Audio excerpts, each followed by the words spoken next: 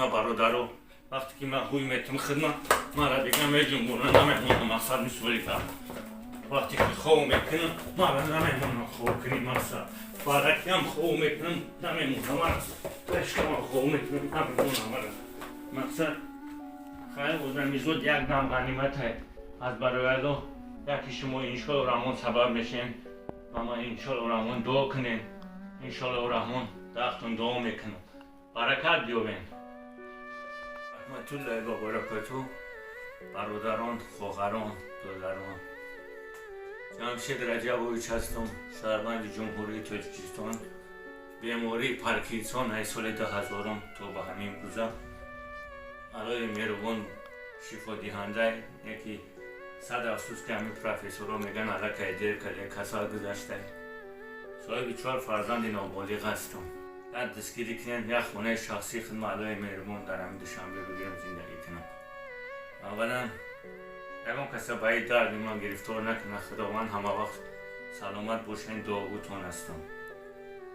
کارتای سبیربند دارم جمشید رجبویچ پیلوس 977 426 59 10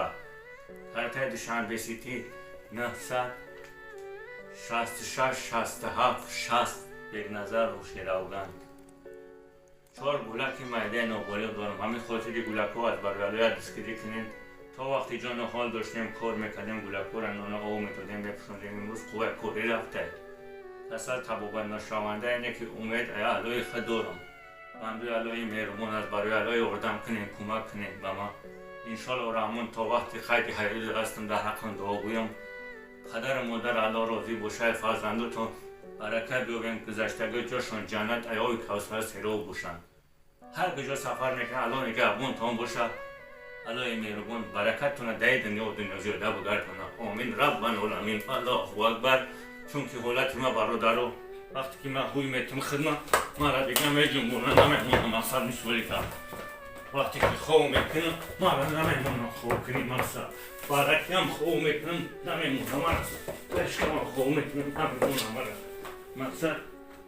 خیلی بودن میزود یک دم غنیمت های از برای یکی شما انشاء رحمان سبب میشین و ما انشاء رحمان دعا کنین انشاء رحمان دختون دعا میکنم برکت بیابین